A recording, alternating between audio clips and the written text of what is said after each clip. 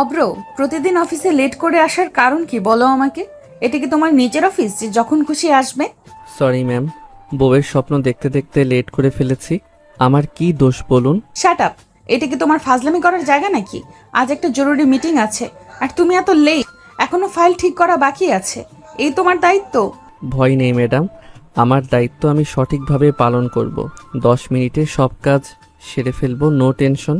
এত বকবক না করে কাজটা মন দিয়ে করো। সারাদিন ফাজলামি ছাড়া আর কি পারো? এটাকে ফাইজলামি বলবেন না ম্যাডাম, আমি তো বউয়ের শোকে পাথর হয়ে আছি। বউ যদি আমাকে একটু বুঝতো তাহলে সব ঠিক হতো। Get out.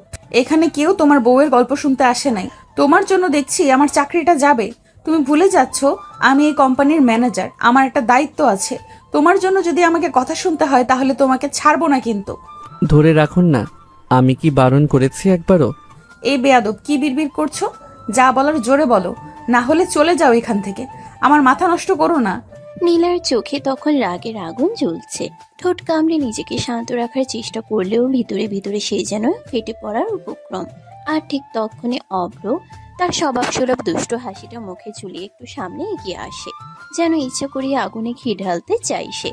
অব্র ডেস্কের উপর হেলান দিয়ে দাঁড়িয়ে একটু ঝুঁকে নীলার দিকে তাকিয়ে নরম গলায় বলে, ম্যাডাম, একটা কথা বলি, আপনি রাগ করলে কিন্তু আরও সুন্দর লাগে। মানে এই রাগী লোকটা একদম কিলার। কথাটা শুনে আশেপাশের দু একজন স্টাফ মাথা তুলে তাকায়, আবার তাড়াতাড়ি নিচু করে ফেলে, কারণ তারা জানে এখন ঝড় উঠবে। নীলান ধীরে ধীরে চেয়ার থেকে উঠে দাঁড়ায়, তার চোখ দুটো লাল হয়ে গেছে রাগে। অব্র, তুমি কি আমাকে ফ্লার্ট করছো অফিসে দাঁড়িয়ে? ফ্ল্যাট না ম্যাডাম, এটাকে বলে সত্য কথা বলা। তুমি একদম সীমা ছাড়িয়ে যাচ্ছ। সীমা তো আপনি টানেন ম্যাডাম, আমি তো শুধু একটু কাছে আসার চেষ্টা করি। এই কথা শোনার পর নীলার ধৈর্যের বাঁধ একদম ভেঙে যায়। সে এক পা এগিয়ে এসে আঙ্গুল তুলে অব্রর দিকে ইশারা করে। চলে যাও ইডিয়েট, এখনই আমার সামনে থেকে চলে যাও। অব্র একটু না ঘাবড়ে গিয়ে বুক ফুলিয়ে দাঁড়িয়ে থাকে, ঠোঁটের কোণে সে একটু দুষ্টু হাসি। আমি ইডিয়ট না ম্যাডাম, হ্যান্ডসাম বয়। এই কথা শুনেই যেন নীলার মাথায় আগুন ধরে যায়। তার চোখে রাগ, বিরক্তি আর এক অদ্ভুত অস্থিরতা একসাথে খেলা করছে। তোমার সাহস কত বড় হয়ে গেছে অব্র, আমার সামনে দাঁড়িয়ে এইসব বলো? অব্র একটু নিচু হয়ে নীলার চোখের দিকে তাকিয়ে আস্তে করে বলে, ম্যাডাম, আপনার সামনে আসলেই একটু সাহস বাড়ে। কি করব বলেন? এক মুহূর্তের জন্য চারপাশটা নিস্তব্ধ হয়ে যায়, যেন পুরো অফিস অপেক্ষা করছে এখন কি হবে। আর নীলা, সে দাঁড়িয়ে আছে ঠিক অভ্রর সামনে, রাগে কাঁপছে, কিন্তু কোথাও যেন এই ছেলেটার অদ্ভুত দুষ্টুমি আর নির্ভীক আচরণ তাকে ভিতরে ভিতরে নাড়িয়ে দিচ্ছে। অফিসের বাতাসটা যেন ধীরে ধীরে আরো ভারী হয়ে উঠছে। নীলার চোখে এখনো সেই রাগের ঝিলিক, আর অব্রর মুখে সেই নির্লজ্জ দুষ্টু হাসি, যেটা যেন পরিস্থিতিকে আরো খারাপ করে দিচ্ছে। চারপাশে সবাই কাজ করার ভান করলেও তাদের কান কিন্তু পুরোপুরি এখানেই আটকে আছে। নীলা দাঁড়িয়ে আছে দুহাত বুকের সামনে গুটিয়ে, ঠান্ডা কিন্তু ভয়ঙ্কর গলায় বলে উঠল, শোনো অব্র, দুপুরে মিটিং, যদি ফাইল রেডি না হয় তাহলে আমি কিন্তু একদম সোজা তোমার চাকরি থেকে আউট করে দেব। কোনো এক্সকিউজ আমি শুনবো না। এই কথাটা বলার সময় তার চোখে এমন একটা কঠোরতা ছিল, যেটা দেখে যে কেউ ভয়ে জমে যাবে। কিন্তু অব্র, সে তো অন্যরকম। অব্র একটু হাসে, মাথা কাত করে নীলার দিকে তাক, তারপর একদম স্বাভাবিক গলায় যেন কিছুই হয়নি এমন ভাবে বলে, আমাকে না দেখে আপনি থাকতেই পারবেন না ম্যাডাম, তাই আমারও চাকরি আউট হবে না। এই একটা বাক্য যেন পুরো পরিবেশকে থমকে দিল। কয়েক সেকেন্ডের জন্য নিস্তব্ধতা, তারপর হোয়াট? নীলার চোখ একদম বড় হয়ে যায় রাগে। তার মুখের এক্সপ্রেশন দেখে মনে হচ্ছে এখনই কেউ যদি তাকে থামাতে না পারে তাহলে ঝড় বয়ে যাবে। হঠাৎ করেই টেবিলের উপর থাকা একটা ফাইল তুলে নিয়ে, এই নাও তোমার ফাইল, আগে এটা ঠিক করো। বলেই সে রাগে ফাইলটা ছুঁড়ে মারে অভ্রর দিকে। অভ্র চোখ বড় করে এক সেকেন্ড তাকিয়ে থাকে, তারপর দ্রুত সাইডে সরে গিয়ে ফাইলটা ক্যাচ করে ফেলে। উফ ম্যাডাম, একটু আস্তে, আপনার রাগে কিন্তু আমার হার্ট ফেল হয়ে যেতে পারে। কথাটা বলেই সে আর দাঁড়ায় না, তাড়াতাড়ি দৌড়ে গিয়ে নিজের ডেস্কে গিয়ে বসে পড়ে, যেন বুঝে গেছে এখন বেশি থাকলে বিপদ। অফিসে আবার ধীরে ধীরে কাজের শব্দ ফিরে আসে, কিবোর্ডের টিকটিক শব্দ, ফাইল উঠানোর আওয়াজ, কিন্তু সবার মুখে চাপা হাসি, কারণ তারা জানে এই দুজনের খুনসুটি প্রতিদিনই নতুন নাটক তৈরি করে। নীলা নিজের চেয়ারে বসে পড়ে, গভীর শ্বাস নেয়, নিজেকে শান্ত করার চেষ্টা করে। নীলা মনে মনে বলে, বাদর একটা, একদম মাথা খারাপ করে দেয়।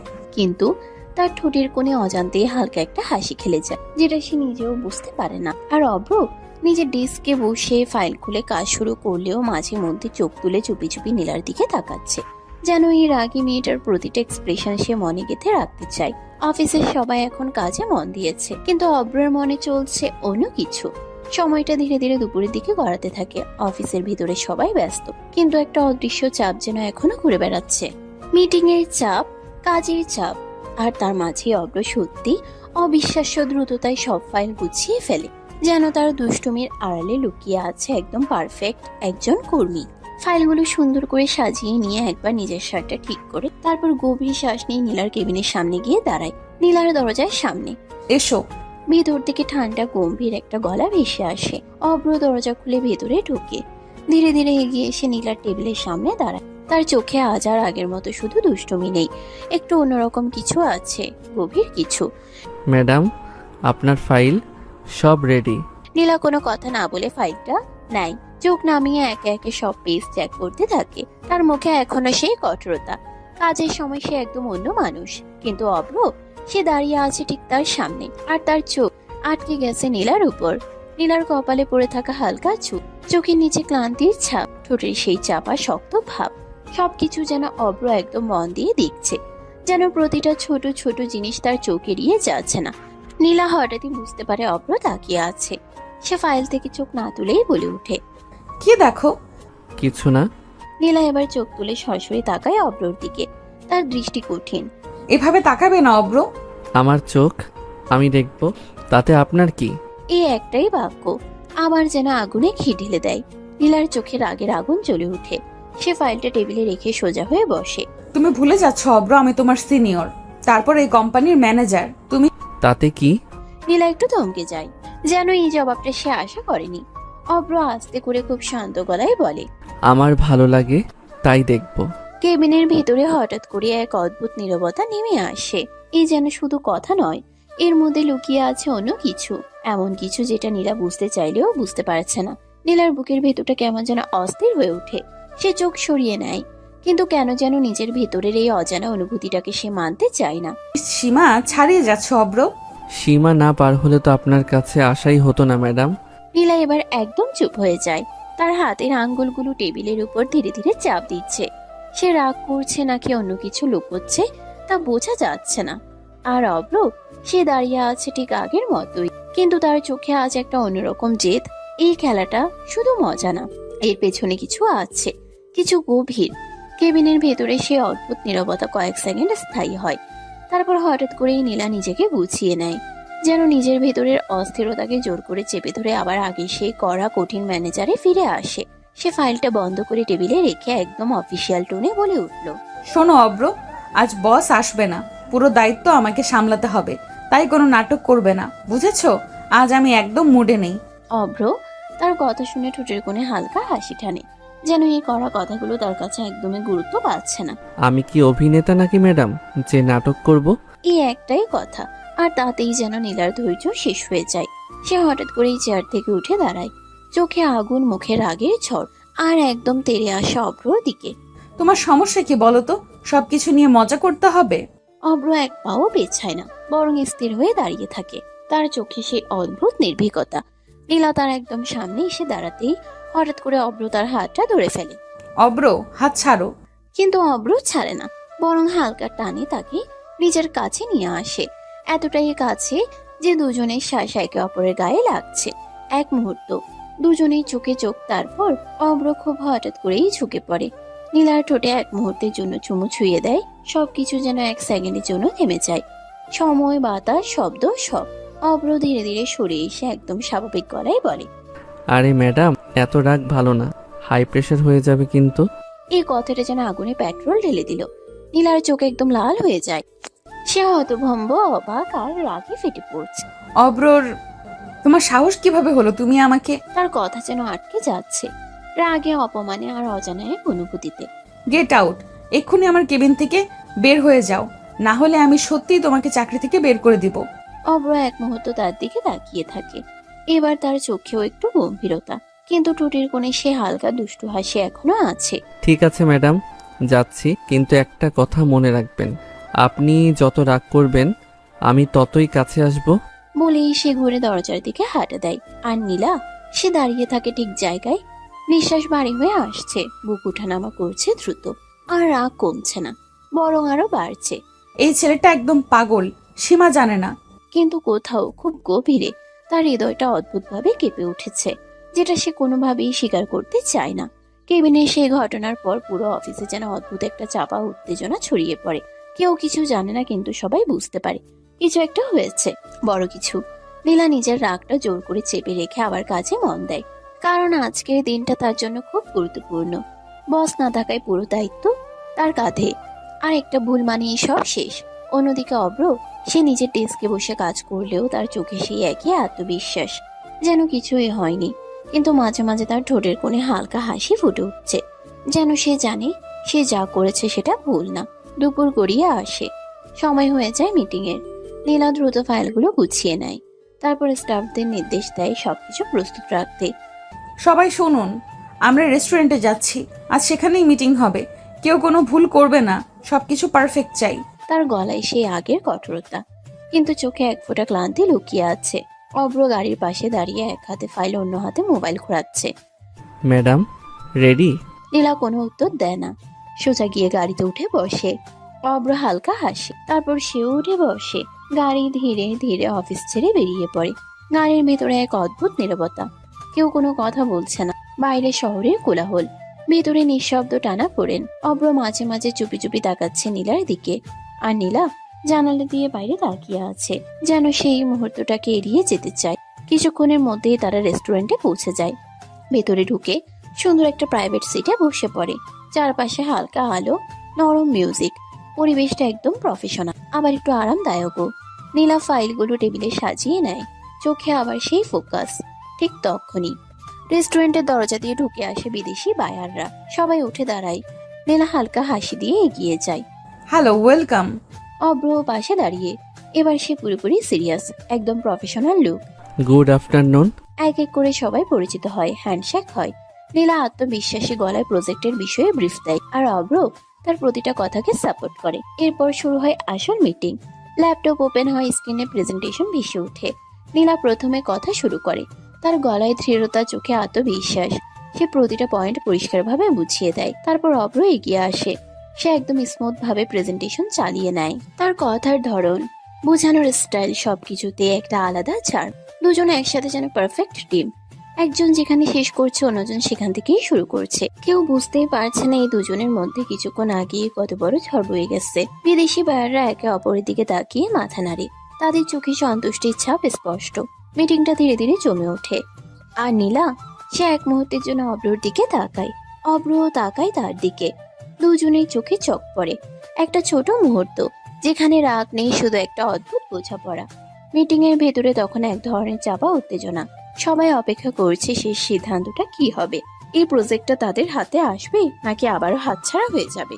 নীলা চুপচাপ বসে আছে, তার আঙ্গুলগুলো টেবিলের উপর ধীরে ধীরে নড়ছে। বাইরে থেকে সে যতটা শান্ত, ভেতরে ঠিক ততটাই টেনশনে ভরা।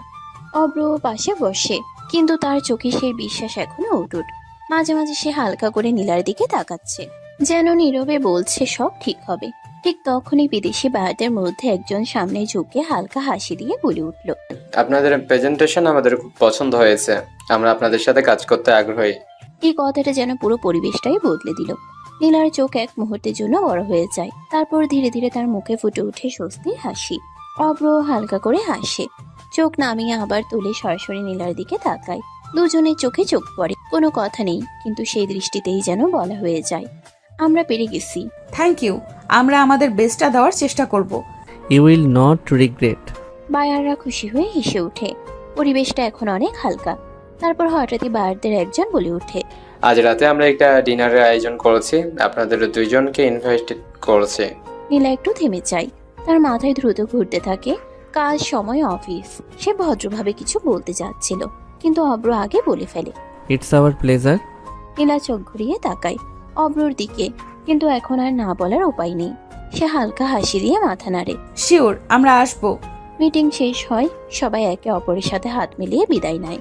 নীলা আর অব্র ধীরে ধীরে রেস্টুরেন্ট থেকে বের হয়। বাইরে তখন বিকেলের আলো, হালকা বাতাস বইছে। দুজন কিছুক্ষণ চুপচাপ হাঁটে, তারপর নীলা একটু কড়া গলায় বলে, তুমি আমার আগে উত্তর দিলে কেন? কারণ জানতাম আপনি না করতে পারবেন না। নীলা কিছু বলে না, শুধু মুখ ঘুরিয়ে নেয়। কিন্তু তার ঠোঁটের কোণে হালকা হাসি লুকানো থাকে। তারা গাড়িতে উঠে বসে ধীরে ধীরে বাসার দিকে রওনা দেয়। আজকের দিনটা তাদের জন্য বড় একটা সাফল্য এনে দিয়েছে, কিন্তু গল্প এখানেই শেষ না, কারণ আজ রাতে আবার দেখা হবে একটা ডিনার, আর হয়তো নতুন কিছু ঘটার শুরু। দিনভর টেনশন, মিটিং, প্রেজেন্টেশন সবকিছু শেষ করে যখন অব্র বাসার দরজায় পা রাখলো, তখন যেন এক মুহূর্তেই তার ভিতরে সব ক্লান্তি ধীরে ধীরে গলে যেতে লাগলো। বাড়ি সে পরিচিত গন্ধ, শান্ত পরিবেশ আর নিজের মানুষগুলোর পরিস্থিতি সবকিছু মিলিয়ে এক অদ্ভুত স্বস্তি। দরজা খুলেই ভেতরে ঢুকতেই কিরে বাবা, আজ এত তাড়াতাড়ি চলে এলি? মায়ের গলায় অবাক হওয়ার সুর, কারণ অব্র সাধারণত এত তাড়াতাড়ি বাড়ি ফেরেন। ঠিক তখনই পাশের রুম থেকে দৌড়ে আসে ইরা, চোখে মুখে দুষ্টু হাসি। ভাইয়া, কি এনেছো আমার জন্য? অব্র জুতো খুলতে খুলতে হালকা হেসে তাকায় তাদের দিকে। তার মুখে এখন সেই অফিসের সিরিয়াস ভাব নেই, বরং একদম নিজের মতো স্বাভাবিক মায়াবী। মা, আজ মিটিং ছিল, তাই শেষ হতেই চলে এসেছি। রাতে আবার যেতে হবে, ডিনার পার্টি আছে। মা মাথা নাড়িয়ে হালকা হাসে, তার চোখে ছেলের জন্য গর্ব স্পষ্ট। ভালো, কাজের জন্য যেতে হয়, ঠিক আছে। ইরা কিন্তু থামার পাত্রী না, সে আবার অব্রর সামনে এসে দাঁড়ায়, ঠোঁট ফুলিয়ে বলে, তাই বলে আমার জন্য কিছু আনবি না? এটা কেমন কথা? অব্র হেসে ফেলে, তারপর ইরার মাথায় হালকা একটা চাপড় দিয়ে বলে, আরে পাগলি, তাড়াতাড়ি চলে এসেছি, কিছু আনি নাই, পরে নিয়ে আসবো, ডাবল করে এনে দিব, ঠিক আছে? ইরা একটু গভীর রাগ দেখানোর ভান করে, তারপর হাসি চাপতে না পেরে হেসে ফেলে। ঠিক আছে, মনে রাখিস কিন্তু। এই ছোট ছোট মুহূর্তগুলোতেই যেন অব্রর আসল জীবনটা লুকিয়ে আছে, যেখানে নেই কোনো অফিসের চাপ, নেই কোনো দায়িত্বের ভার, শুধু আছে ভালোবাসা আর নিজের মানুষ। মা রান্নাঘরের দিক থেকে আবার ডাক দেয়, আগে ফ্রেশ হয়ে নে, তারপর খেয়ে নিবি। আচ্ছা মা। সে ধীরে ধীরে নিজের রুমের দিকে হাঁটা দেয়, কিন্তু তার মনে কোথাও একটা ছবি বারবার ভেসে উঠছে, একটা রাগী মুখ, কঠিন চোখ আর সেই অদ্ভুত মুহূর্ত। নীলা, অব্র হালকা করে নিজেই হাসে। আজকের রাতটা হয়তো আরো ইন্টারেস্টিং হতে চলেছে। রাত নামতেই শহর যেন একদম অন্যরকম রূপ নেয়। ঝলমলে আলো, গাড়ি লম্বা লাইন, আর সেই আলো আধারের মাঝেই দাঁড়িয়ে আছে এক বিলাসবহুল রেস্তোরাঁ, যেখানে আজকের এই গুরুত্বপূর্ণ ডিনার আয়োজন করা হয়েছে। ভেতরে নরম আলো, চারপাশে এলিগ্যান্ট সাজসজ্জা, একদম উচ্চমানের পরিবেশ। টেবিলের এক পাশে বসে আছে বিদেশি বায়াররা, আর ঠিক বিপরীতে নীলা আর অভ্র। আজ নীলাকে দেখে যেন চিনতেই কষ্ট হচ্ছে। সাধারণ অফিসে সেই কড়া রাগী রুকের বদলে আর সে শাড়িতে একদম অন্যরকম, পরিপাটি, মার্জিত আর অদ্ভুতভাবে সুন্দর। তার চুল খোলা, হালকা মেকআপ, আর চোখে সেই আগের মতোই দৃঢ়তা, কিন্তু তাতে আজ যেন একটু কোমলতাও মিশে গেছে। অভ্র প্রথমে কিছুক্ষণ চুপচাপ তাকিয়ে থাকে, তার চোখে আজ দুষ্টুমি নেই, বরং একদম অন্যরকম কিছু। কিন্তু সে কিছু বলে না, শুধু নিজের দৃষ্টি সরিয়ে নেয়। ঠিক তখনই বায়ারদের একজন হালকা হেসে বলে ওঠে, মিস নীলা, আজ আপনাকে অসাধারণ লাগছে। You look styling. Thank you. Abhra পাশে বসে আছে, তার চোয়াল একটু শক্ত হয়ে গেছে, চোখ নামিয়ে রেখেছে, কিন্তু তার ভিতরে যেন হালকা একটা রাগ, এক ধরনের অস্বস্তি কাজ করছে। সে কিছু বলে না, শুধু নীরবে বসে থাকে। ওয়েটার এসে একের পর এক খাবারের অর্ডার নিয়ে আসে। টেবিল ভরে যায় নানা রকম বিদেশি আর দেশি খাবারে। সবার মধ্যে আবার কথাবার্তা শুরু হয়। একজন বায়ার গ্লাসে ড্রিঙ্ক ঢেলে সামনে বাড়িয়ে দেয়। প্লিজ একটু নিন। সরি, আমরা এসব খাই না। ওহ, একটু খেলে কিছু হবে না মিস? পরিস্থিতিটা একটু অস্বস্তিকর হয়ে ওঠে। নীলা কিছু বলতে যাবে, ঠিক তখনই অব্র ধীরে গ্লাসটা নিজের দিকে টেনে নেয়। She said no, please let's respect that. টেবিলটা এক মুহূর্তের জন্য নিস্তব্ধ হয়ে যায়, তারপর বায়ার হালকা হেসে মাথা নাড়ে। ওকে, নো প্রবলেম। নীলা এক মুহূর্তের জন্য অব্রর দিকে তাকায়, তার চোখে অবাক হওয়ার ছাপ। এই প্রথম অব্র এমন সিরিয়াস, এমন প্রোটেক্টিভ। খাবার পরিবেশন শুরু হয়, সবাই ধীরে ধীরে খেতে থাকে, কথা বলতে থাকে, কিন্তু এই টেবিলের নিচে দুজন মানুষের মাঝে চলছে অন্যরকম একটা গল্প, যেখানে রাগ আছে, অভিমান আছে, আর অদ্ভুত একটা টানও আছে। রাতটা ধীরে ধীরে গভীর হতে থাকে। রেস্টুরেন্টের নরম আলো, হালকা মিউজিক আর চারপাশের ব্যস্ততা মিলিয়ে এক অদ্ভুত পরিবেশ তৈরি করেছে। টেবিলে একের পর এক খাবার, সবাই খাচ্ছে, কথা বলছে, সবকিছুই যেন খুব স্বাভাবিক। রাতটা ধীরে ধীরে গভীর হতে থাকে। রেস্টুরেন্টের নরম আলো, হালকা মিউজিক আর চারপাশের ব্যস্ততা মিলিয়ে এক অদ্ভুত পরিবেশ তৈরি করেছে। টেবিলে একের পর এক খাবার, সবাই খাচ্ছে, কথা বলছে, সবকিছুই যেন খুব স্বাভাবিক। কিন্তু এই স্বাভাবিকতার মাঝেই অস্বাভাবিক কিছু ধীরে ধীরে জায়গা করে নিচ্ছে। অব্র প্রথমে একদম স্বাভাবিকভাবেই বসেছিল, কিন্তু কখন যে সে চুপচাপ নিজের গ্লাসে অল্প করে ড্রিঙ্ক নিয়ে চুমুক দিতে শুরু করেছে কেউ খেয়ালই করেনি। এক চুমুক, তারপর আরেকটা, খাবারের ফাঁকে ফাঁকে। ধীরে ধীরে নীলার চোখে হঠাৎ করে এই বিষয়টা ধরা পড়ে। সে ভ্রু কুঁচকে তাকায় অভ্রর দিকে। অব্র, অভ্র মাথা তুলে তাকায়, চোখে একটু ভিন্ন রকম ঝিলিক। তোমার এইসবের অভ্যাস নেই, নিজেকে সামলাতে পারবে না।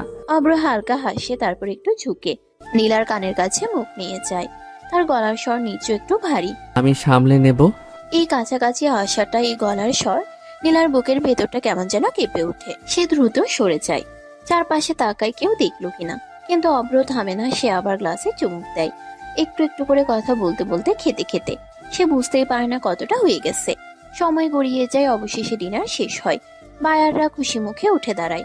ইট ওয়াজ গ্রেট নাইট। হ্যান্ডশেক, হাসি, বিদায়। এক এক করে তারা সবাই চলে যায়। রেস্টুরেন্টের সেই বড় টেবিলে এখন শুধু দুজন মানুষ, নীলা আর অভ্র। নীলা ব্যাগটা গুছিয়ে নেয়, উঠে দাঁড়াতে যাবে, ঠিক তখনই তার চোখ পড়ে অভ্রর দিকে। সে বসে আছে চুপচাপ, কিন্তু তার দৃষ্টি একদম স্থির, সোজা নীলার দিকে। ওই দৃষ্টিটা স্বাভাবিক না, এটা সেই দুষ্টু ফাজিল অভ্রর চোখ না, এটা যেন অন্য কেউ, আরো গভীর, আরো তীব্র। নীলার গলা শুকিয়ে আসে, সে একটু থেমে সাবধানে বলে, অব্র চলো। কোনো উত্তর নেই। অভ্র শুধু তাকিয়েই থাকে, তার চোখে এক অদ্ভুত মিশ্রণ, নেশা, অনুভূতি আর দমিয়ে রাখা কিছু। নীলার বুকের ভেতরটা ধকধক করতে থাকে। সে জীবনে অনেক কিছু সামলেছে, অনেক কঠিন পরিস্থিতি দেখেছে, কিন্তু এই মুহূর্তটা, এই দৃষ্টি তাকে অদ্ভুতভাবে অস্বস্তিতে ফেলে দিচ্ছে। আর একটু ভয়ও লাগছে। রেস্টুরেন্টের সেই নীরব কোণটায় যেন সময় থেমে গেছে। চারপাশ ফাঁকা, আলোটা একটু ম্লান, আর টেবিলের পাশে দাঁড়িয়ে আছে নীলা, সামনে বসে অভ্র। তার চোখে সেই অদ্ভুত দৃষ্টি এখনো। নীলা আবার ডাক দেয়, একটু কড়া কিন্তু ভিতরে কাপা গলায়, অব্র চলো, দেরি হয়ে যাচ্ছে। এবার অভ্র ধীরে ধীরে উঠে দাঁড়ায়। তার চোখ সরছে না একটুও। এক পা দুই পা সে এগিয়ে আসে নীলার একদম সামনে। নীলার বুকের ভেতরটা ধকধক করছে। সে বুঝতে পারছে এই মুহূর্তটা স্বাভাবিক না। অব্র তুমি ঠিক আছো তো?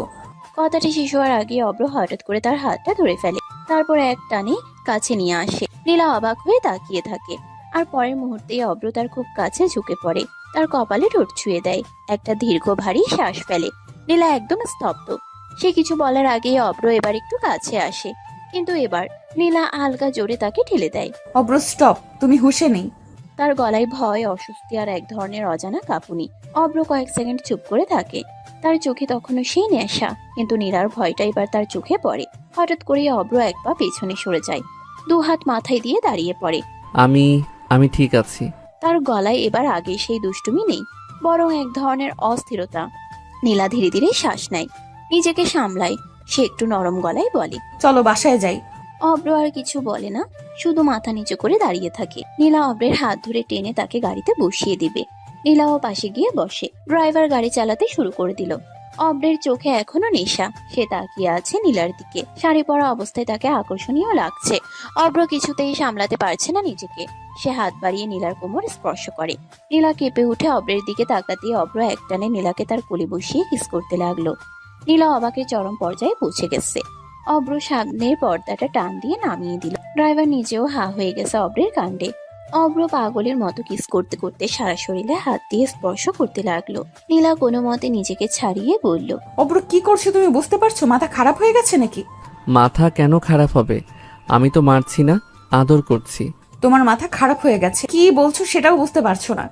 অভ্র কিস করতে করতে শাড়ির আঁচল সরিয়ে ফেললো। নীলা আরো ভয় পেয়ে গেল। অভ্রের হাত ধরে আটকাতে চাইলে পারে না। অভ্র বুকে গলায় কিস করতে লাগলো। নীলা আর উপায় না পেয়ে একদম চুপ হয়ে গেল।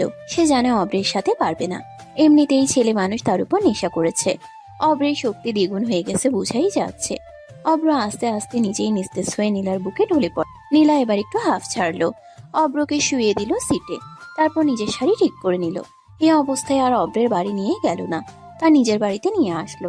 সেখানে তার মা বাবা আর বোন থাকে। ভোরে নরম আলো জানালার ফাঁক দিয়ে ঘরে এসে পড়েছে। চারপাশটা একদম শান্ত, একটু অচেনা, একটু ভারী। অভ্র ধীরে ধীরে চোখ খুলে, মাথাটা ভারী লাগছে। সে কিছুক্ষণ চুপচাপ শুয়ে থাকে, তারপর ধীরে ধীরে উঠে বসে। চারপাশ ভালো করে তাকাতেই তার ভ্রু কুঁচকে যায়। এটা আমার রুম না? সে আবার চারিদিকে তাকায়। সোফা, পর্দা, সাজসজ্জা সবকিছুই অচেনা, কিন্তু খুব দ্রুতই পরিচিত একটা অনুভূতি মাথায় আসে। সে আস্তে করে বলে ওঠে, এটা নীলার বাসা? এক মুহূর্তের জন্য তার মাথায় গত রাতের কিছু টুকরো ছবি ভেসে ওঠে। রেস্টুরেন্ট, ড্রিঙ্ক, সেই দৃষ্টি, আর সে হঠাৎই মাথায় হাত দেওয়া। ও শিট, আমি এটা কি করলাম? তার বুকের ভেতরটা ধক করে ওঠে। সে নিজেই যেন নিজেকে বিশ্বাস করতে পারছে না। এখন তো ও আমার সাথে কথাই বলবে না, একদমই না। ঠিক তখনই দরজার বাইরে হালকা পায়ের শব্দ। দরজা খুলে ভেতরে ঢুকে আসে এক তরুণী, মুখে কৌতূহল আর হালকা হাসি। ভাইয়া উঠে পড়েছেন? অব্র একটু চমকে উঠে তারপর দ্রুত নিজেকে সামলে নেয়। তারপর হালকা হাসি দিয়ে বলে, কেমন আছো মিতু? ভালো ভাইয়া। আপনি তো আমাদের বাড়িতে আসেনি না, আমাদের ভুলেই গেছেন নাকি? কাজের চাপ, তাই সময় পাই না। ড্রিঙ্ক করতে পারেন না, করেছেন কেন? আপু অনেক রেগে আছে। এই কথাটা শোনার সাথে সাথে অব্রর মুখ একটু থমকে যায়, তার চোখ একটু নিচে নেমে আসে। মিতু আবার কৌতূহলী হয়ে বলে, আপুকে কি খুব বিরক্ত করেছেন ভাইয়া? অব্র কিছু বলার আগে থেমে যায়। তার মনে আবার সেই রাতের দৃশ্য ভেসে ওঠে। নীলার চোখ, তার ভয়, তার রাগ। অব্র হালকা নিঃশ্বাস ফেলে। হয়তো একটু বেশি হয়ে গেছে। মিতু কিছুক্ষণ তাকিয়ে থাকে, তারপর কিছু না বলে মাথা না ঘুরিয়ে চলে যায়। আর অব্র সে চুপচাপ বসে থাকে। তার মাথায় একটাই চিন্তা ঘুরছে, এখন নীলার সামনে গেলে কি হবে। আর ঠিক সেই মুহূর্তে ঘরের বাতাসটা যেন আরো ভারী হয়ে যায়, কারণ গল্পটা এখানেই শেষ না, এটা এখনো শুরু। নীলা ধীরে ধীরে রান্নাঘর থেকে এক গ্লাস লেবুর শরবত হাতে নিয়ে এসে অব্রের সামনে রাখ। তার মুখটা শান্ত, কিন্তু চোখের ভিতরে এখনো আগের রাতের রাগ আর অভিমানের ছাপ স্পষ্ট।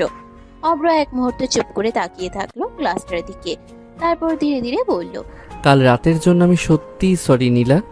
আমি বুঝতে পারিনি আমি কি করে ফেলেছি। সরি বললেই কি সব ঠিক হয়ে যায় নাকি অব্র? মানুষ ভুল করে আবার সরি বলে সবকিছু মুছে ফেলে, এমনটা কি সহজ? অব্র মাথা নিচু করে ফেললো, কণ্ঠটা একদম শান্ত আর ভারী হয়ে এলো। আমি আর এমন কিছু করব না, বিশ্বাস করেন, জীবনে আর না। নীলা কিছুক্ষণ চুপ করে থাকলো, তারপর শরবতের গ্লাসটা একটু এগিয়ে দিয়ে বলল, আগে খাও, কথা পরে হবে। খালি পেটে নাটক করতে ভালো লাগে না আমার। অব্র একটু থেমে তাকালো তার দিকে, তারপর ধীরে ধীরে শরবতের গ্লাসটা হাতে নিল। এক চুমুক খেলেই বুঝলো নীলা ইচ্ছে করেই স্বাভাবিক থাকার চেষ্টা করছে, কিন্তু ভেতরে এখনো কষ্ট জমে আছে তার। এদিকে নীলা হঠাৎ একটু দূরে সরে গিয়ে আবার বলল, গোসল করে বের হবে, বাবার একটা পোশাক দিয়েছি, পরে নাও। এইভাবে বসে থাকলে সবাই দেখলে কি ভাববে বলো তো? অব্র মাথা নাড়িয়ে সম্মতি দিল। তার চোখে এক ধরনের অপরাধবোধ কাজ করছে। সে বুঝতে পারছে এই মুহূর্তে বেশি কথা বললেই পরিস্থিতি আরো খারাপ হতে পারে। অব্র ধীরে উঠে দাঁড়িয়ে বলল, আমি গোসল করে আসছি নীলা, তারপর আমরা কথা বলবো। প্লিজ একটু সময় দিন আমাকে। নীলা আর কিছু বলল না, শুধু পাশ ফিরে দাঁড়িয়ে রইল। কিন্তু তার হাতের আঙ্গুল একটু কেঁপে উঠলো, যা অব্র দেখতে পেল। আর অব্র ধীরে ধীরে বাথরুমের দিকে এগিয়ে গেল, মনে মনে একটাই ভাবনা, এই ভুলটা ঠিক করা তার জন্য এখন সবচেয়ে বড় লড়াই। নীলার বাসার উঠোনে তখন সকালটা যতটা শান্ত ছিল, মুহূর্তেই যেন সেই শান্তি ভেঙে গেল। পাশের বাড়ির 2-3 মহিলা একসাথে এসে দাঁড়িয়েছে দরজার সামনে, চোখে কৌতূহল, মুখে কটাক্ষ আর কণ্ঠে অকারণ উত্তেজনা। একজন মহিলা একটু এগিয়ে এসে বলল, শুনলাম এ বাড়িতে নাকি নতুন একটা ছেলে এসেছে, তাও আবার রাতে ছিল। ঘটনা কি বলেন তো? নীলা তো বিধবা মেয়ে, আর ওর ছোট বোনও আছে এখানে। তাহলে ছেলেটা কে? নাকি নীলা নতুন কোনো নাগর জুটাইছে? কথাটি শেষ হতেই বাতাস যেন ভারী হয়ে গেল। নীলা রান্নাঘর থেকে বের হয়ে এল, তার চোখে স্পষ্ট রাগের আগুন, কিন্তু মুখে সে অস্বাভাবিক ঠান্ডা থাকার চেষ্টা করলো। নীলা একটু এগিয়ে এসে শক্ত গলায় বলল, যাকে খুশি তাকে আমি আমার বাড়িতে আনবো, তাতে আপনার কি সমস্যা? আপনার কি আমার জীবন চালানোর দায়িত্ব আছে? অন্যায় করে আবার বড় কথা বলে। সমাজের নিয়ম আছে না, রাতের বেলায় পরপুরুষ এনে রাখো, আর এখন সাহস দেখাও। নীলার চোখ তখন রাগে লাল হয়ে উঠল, কণ্ঠটা একটু কেঁপে গেলেও সে থামলো না। সমাজের নিয়ম আপনি আমাকে শেখাবেন না। আপনি আগে নিজের ঘরের খবর নিন, আমার জীবন আমি বুঝে নেব। কথা বাড়তেই আশেপাশে আরো 2-1 জড়ো হতে শুরু করলো। পরিবেশটা একদম উত্তেজনাপূর্ণ হয়ে উঠলো। ঠিক তখনই নীলার মা দ্রুত এগিয়ে এলেন, তার মুখে বিরক্তি আর কঠোরতা দুটোই একসাথে। নীলার মা বলল, আপনার লজ্জা করে না? অন্যের বাড়িতে এসে এমন ফালতু ঝগড়া করেন কিভাবে? কারো ব্যক্তিগত বিষয়ে এভাবে নাক গলানো অধিকার আপনাকে কে দিল? আমরা তো এলাকার ভালো চাই, তাই বলছি। মেয়ে মানুষ, বাড়িতে ছেলে ঢুকালে মানুষ প্রশ্ন করবেই। প্রশ্ন করার অধিকার আছে মানে যা খুশি বলবেন? প্রমাণ ছাড়া কারো চরিত্র নিয়ে কথা বলবেন? এবার আপনি দয়া করে এখান থেকে যান। চারপাশে নীরবতা নেমে এলো। নীলা একপাশে দাঁড়িয়ে আছে, তার বুকের ভেতর রাগ আর অপমান একসাথে জমে আছে। কিন্তু সে আর কিছু বলল না, কারণ সে জানে এখন একটা ভুল শব্দ পুরো পরিস্থিতি আরো খারাপ করে দিতে পারে। আর ভেতরে ঘরের দিক থেকে সব শুনছিল অভ্র, তার চোখে এক অদ্ভুত অস্থিরতা। এই পরিস্থিতি যে শুধু বাইরে নয়, ভেতরেও ঝড় তুলছে, সেটা সে খুব ভালোই বুঝতে পারছিল। নিজের মেয়ের চরিত্র ডাকতে এখন আমাদের বের করতে দিতে চাইছেন? কি সুন্দর বিচার! সত্যি কথা বললেই দোষ হয় নাকি? নীলার মা কিছু বলার আগেই পরিবেশটা আরো উত্তপ্ত হয়ে উঠল। নীলা দাঁতে দাঁত চেপে দাঁড়িয়ে আছে, কিন্তু এবার আর কিছু বলার আগেই ভেতরের দরজা খুলে গেল। অভ্র ধীরে ধীরে বাইরে বেরিয়ে এলো। তার মুখটা শান্ত, কিন্তু চোখে এক অদ্ভুত দৃঢ়তা, যেন অনেকক্ষণ ধরে চুপ করে থাকা একটা মানুষ আর এখন আর সহ্য করতে পারছে না। সে সামনে এসে দাঁড়াতেই কয়েকজন মহিলা একসাথে বলে উঠল, ওরে বাবা, এ তো সেই ছেলে রাতে যে ওই বাড়িতে ঢুকছিল। হ্যাঁ হ্যাঁ, এই তো সেই। এখন আবার বড় বড় করে বেরিয়েছে। কেন, আমি কি আপনার মেয়ের কাছে গেছি নাকি? আপনি কি প্রমাণ নিয়ে এখানে কথা বলছেন? ওরে বাবা, এত দেখি চোরের মায়ের বড় গলা। সারা রাত ফুর্তি করে এখন এসে বড় বড় কথা বলছি।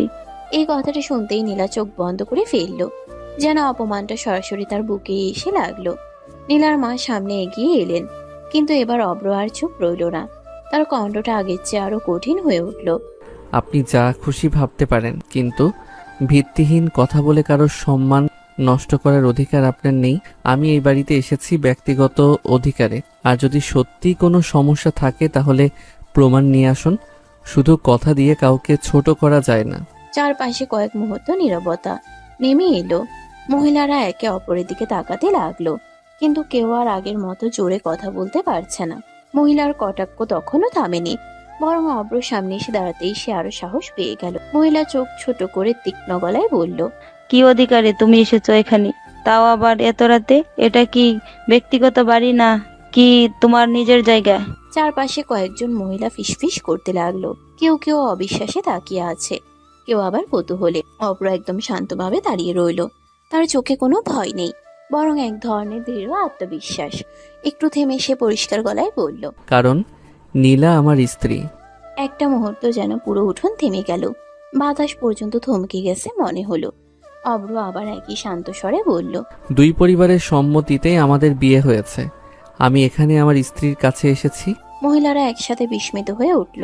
তারা অবাক হয়ে তাকিয়ে বলল, কি? ওর বিয়ে হয়েছে? কবে হলো? ও তো বিধবা। কথাটা শেষ হতেই নীলা যেন এক মুহূর্তের জন্য চোখ তুলে তাকালো। তার মুখে বিস্ময়, রাগ আর লজ্জা সব একসাথে মিশে গেছে। কিন্তু অব্র একটুও থামলো না। তার গলা এবার আরো কঠিন হয়ে উঠল। সেই কৈফিয়ত আপনাকে দেওয়ার কোনো দরকার আমি মনে করি না। একটু থেমে চারপাশের দিকে একবার তাকিয়ে সে আবার বলল, আর আমার স্ত্রীকে নিয়ে যদি আর একটা অশালীন কথা বলেন তাহলে আমি বাধ্য হব পুলিশে যেতে।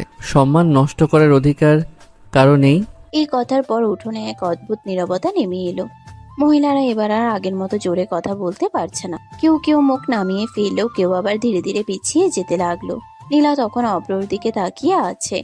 তার চোখে এখন আর শুধু রাগ নেই, আছে এক অচেনা ধাপ। বিধবা মেয়ের কবে বিয়ে হলো? আমরা তো কিছুই জানলাম না। আগে জানলে তো আমরা এসব কথা বলতাম না। কথাটা শুনে নীলার চোখে আবার আগুন জ্বলে উঠল। সে সামনে এগিয়ে এসে ঠান্ডা কিন্তু ধারালো গলায় বলল, আপনারা কি আমার গার্জিয়ান যে আপনাদের সব কিছু জানাতে হবে? যারা জানার তারা ঠিক কি জানে, আপনাদের ব্যাখ্যা দেওয়ার কোনো দরকার নেই। কথাটা শেষ হতেই মহিলারা একে অপরের দিকে মুখ চাওয়াচাওয়ি করলো। অপমান আর বিরক্তি মিশে তাদের মুখটা শক্ত হয়ে গেল। আর এক মুহূর্ত দাঁড়িয়েও না থেকে তারা ধীরে ধীরে সেখান থেকে চলে যেতে লাগলো। নীলা তাদের চলে যাওয়ার দিকেই তাকিয়ে রইল কিছুক্ষণ। তারপর হঠাৎই রাগে ঘুরে বাড়ির ভেতরে চলে গেল। তার পায়ের শব্দে পুরো বাড়ি যেন কেঁপে উঠল। অব্র কিছুক্ষণ দাঁড়িয়ে থাকলো, তারপর চুপচাপ সেও নীলার পেছন পেছন ভেতরে ঢুকলো। রুমে ঢুকতেই নীলা দরজাটা জোরে টেনে বন্ধ করে দিতে নিল। সে তখনও রাগে কাঁপছে। ঠিক সেই মুহূর্তেই অব্র এগিয়ে এসে দরজাটা আটকে দিল, যেন সে বাইরে বেরিয়ে যেতে না পারে। কেন বিয়ের কথা গোপন করে রেখেছেন? আজকে যা হলো আমি এত কথা শুনলাম আপনার জন্য। নীলা ঘুরে দাঁড়ালো, তার চোখে জমে থাকা রাগ, অভিমান আর ক্লান্তি একসাথে ফুটে উঠল। সে একদম সরাসরি বলল, কারণ আমি এই বিয়ে করতে চাইনি, বাড়ির সবাই জোর করে দিয়েছে, আমি মানি না এই বিয়ে। কথাটা শেষ হতে অভ্রর মুখ শক্ত হয়ে গেল। সে এক ধাপ এগিয়ে গিয়ে নীলার হাত ধরে তাকে কাছে টেনে আনলো। তার কণ্ঠ এখন রাগ আর আবেগে ভারী। কেন মানবেন না?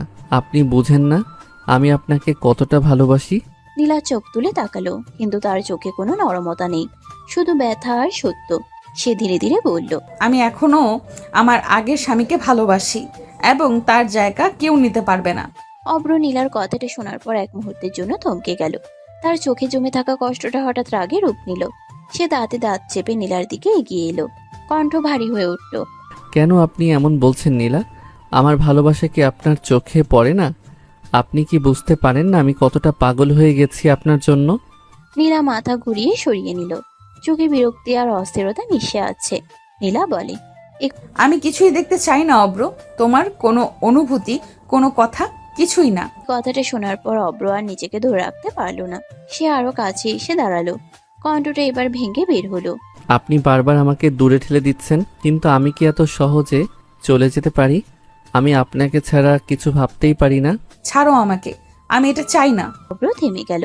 তার চোখে এখন রাগ না, বরং গভীর যন্ত্রণা। সে এক পা পিছিয়ে গিয়ে বলল, আমি জোর করতে চাই না নীলা, কিন্তু আমি হারতেও চাই না আপনাকে।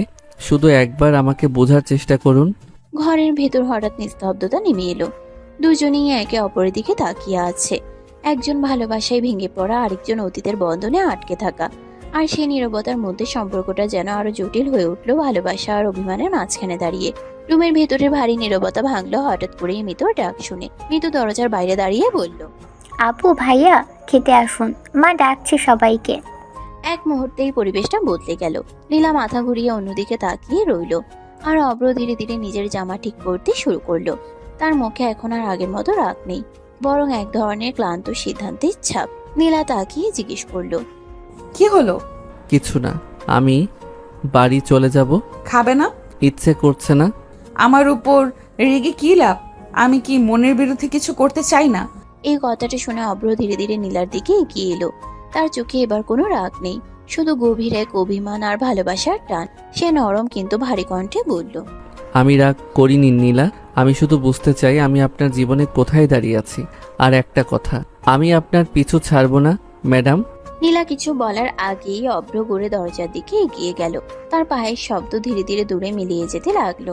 নীলা শুধু দূরে দাঁড়িয়ে রইল, চোখে অজানা অস্থিরতা আর বুকের ভেতরে এমন এক টান যেটার নাম সে নিজেও ঠিক বলতে পারছিল না। রুমের ভেতরে সেই ভারী নিঃশব্দ মুহূর্ত পেরিয়ে অব্র ধীরে ধীরে সিঁড়ি দিয়ে নিচে নামতে লাগলো। তার পায়ের শব্দগুলো যেন পুরো বাড়ির নীরবতাটাকে কেটে যাচ্ছিল। তার মুখে কোনো অভিব্যক্তি নেই, কিন্তু চোখে ক্লান্তি, অভিমান আর এক ধরনের ভেতরের লড়াই স্পষ্ট। নিচে নেমে আসতেই ডাইনিং টেবিলের পাশে দাঁড়িয়ে থাকা নীলার মা তাকে দেখে এগিয়ে এলেন। অব্র, কোথায় যাও বাবা? অব্র একটু থেমে দাঁড়ালো। তারপর খুব ভদ্র সংযত গলায় বলল, বাড়িতে যাচ্ছি আন্টি। না খেয়ে কেন যাবে বাবা? তাছাড়া তুমি তো আসলেই না, আজকের দিনটা থেকে যাও না। তার গলায় মায়া, আন্তরিকতা, যেন সত্যিই তিনি চান ছেলেটা কিছু সময় তাদের সাথে কাটাক। কিন্তু অব্র হালকা করে মাথা নিচু করলো। না আন্টি, আজ না, অফিসে একটু কাজ আছে, যেতে হবে। কথাটা বললেও তার গলায় সেই দৃঢ়তা নেই, বরং এড়িয়ে যাওয়ার চেষ্টা। নীলার মা বুঝতে পারলেন কিছু একটা ঠিক নেই। তিনি একটু কাছে এসে নরম গলায় বললেন, কিছু হয়েছে বাবা? অব্র এক সেকেন্ডের জন্য চুপ করে থাকলো। তারপর হালকা একটা হাসি দিল। না আন্টি, কিছু না, আপনি দোয়া করবেন। এই বলে সে আর দাঁড়ালো না, দরজার দিকে এগিয়ে গেল। পেছন থেকে নীলার মা তাকিয়ে রইলেন, তার চোখে একটা চিন্তার ছাপ। আর সিঁড়ির উপরে দাঁড়িয়ে নীলা, সে চুপচাপ সবকিছু দেখছে। অব্র একবারও পেছনে তাকালো না, কিন্তু তার চলে যাওয়ার প্রতিটা পদক্ষেপ নীলার বুকের ভিতরে অদ্ভুত এক শূন্যতা তৈরি করে দিয়ে গেল। বাড়ির দরজাটা ধীরে ধীরে খুলে ভেতরে ঢুকলো অব্র। মুখে ক্লান্তির ছাপ, চোখে ঘুম না হওয়া রাতের ভার, কিন্তু তার চেয়েও বেশি মনের ভেতরের অস্থিরতা। সকালের ঘটনাগুলো বারবার মাথার মধ্যে ঘুরে বেড়াচ্ছে। নীলার কথা, তার দূরত্ব, তার সে স্পষ্ট অস্বীকার, সবকিছু যেন একসাথে বুকের ভেতরে চাপ সৃষ্টি করছে। ঠিক তখনই রান্নাঘর থেকে তার মা দ্রুত বের হয়ে এলেন, চোখে দুশ্চিন্তা, মুখে উৎকণ্ঠা। কই ছিলি বাবা তুই? সারা রাত ফোনে পাইনি তোকে, কতবার কল দিলাম। মায়ের কণ্ঠে এমন এক টান যা শুনলে বোঝা যায় একটা মা সারা রাত কিভাবে চিন্তায় কাটিয়েছে। অব্র একটু থেমে জুতো খুলতে খুলতে নিচু গলায় বলল, নীলাদের বাসায় ছিলাম মা। কথাটা শুনে মায়ের চোখে অবাক হওয়ার ছাপ ফুটে উঠল। তারপর এক ধরনের স্বাভাবিক কৌতূহল। তাই নাকি? তাহলে ওকে নিয়ে আসলি না কেন? বিয়ে হলো কতদিন, এখনো একদিনের জন্য আমাদের বাড়িতে এলো না? এভাবে চলে নাকি বাবা? অব্র এক মুহূর্ত চুপ করে থাকলো। তার চোখে এক ঝলক কষ্ট ভেসে উঠল, কিন্তু সে সেটা লুকোনোর চেষ্টা করলো। আনবো মা, একটু সময় যাক।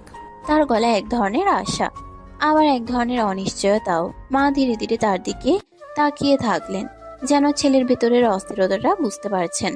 সব ঠিক আছে তো বাবা? সব ঠিক আছে। কিন্তু সত্যিই কি সব ঠিক আছে? তার নিজের মনই যেন তাকে উত্তর দিচ্ছে না। কিছুই ঠিক নেই, একটা সম্পর্ক যেটা কাগজে কলমে শুরু হয়েছে কিন্তু মনে এখনো জায়গা পায়নি। আর সেই জায়গাটা আদায় করার জন্য অব্র হয়তো এখনো লড়াই করে যাচ্ছে।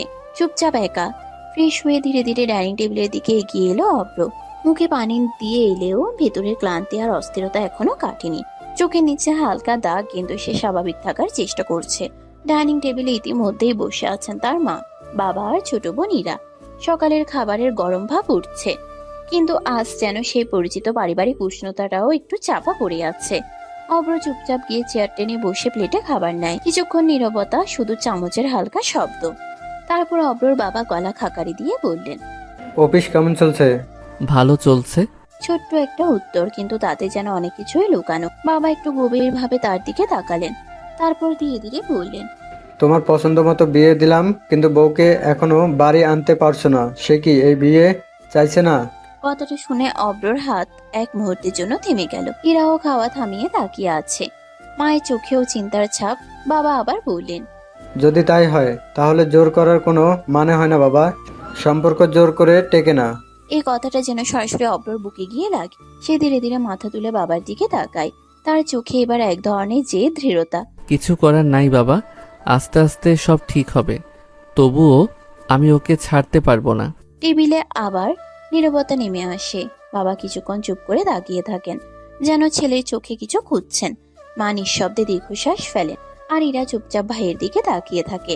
ডাইনিং টেবিলে নীরবতা ভেঙে ধীরে ধীরে কথা বললেন অব্রর বাবা। তার কণ্ঠে ছিল অভিজ্ঞতার ভার, আর ছেলের জন্য এক ধরনের চিন্তা। যা করার ভেবে চিন্তা করো, সময় কিন্তু বারবার ফিরে আসে না। এই কথাটা যেন সরাসরি অব্রর মনে গিয়ে লাগে। সে কিছুক্ষণ চুপ করে থাকে, তারপর মাথা তুলে বাবার দিকে তাকায়, চোখে সেই আগের দৃঢ়তা। চিন্তা করো না বাবা, আমি সামলে নিব। কথাটা বললেও ভেতরে ভেতরে সে জানে এই সামলানোটা এত সহজ না। তারপর ধীরে ধীরে খাওয়া শেষ করে পানি খেয়ে উঠে দাঁড়ায়, মায়ের দিকে একবার তাকায়, বোনের মাথায় হালকা করে হাত রাখে, তারপর ব্যাগটা নিয়ে দরজার দিকে এগিয়ে যায়। একটা নতুন দিন, কিন্তু তার ভেতরে ঝড়টা এখনো থামেনি।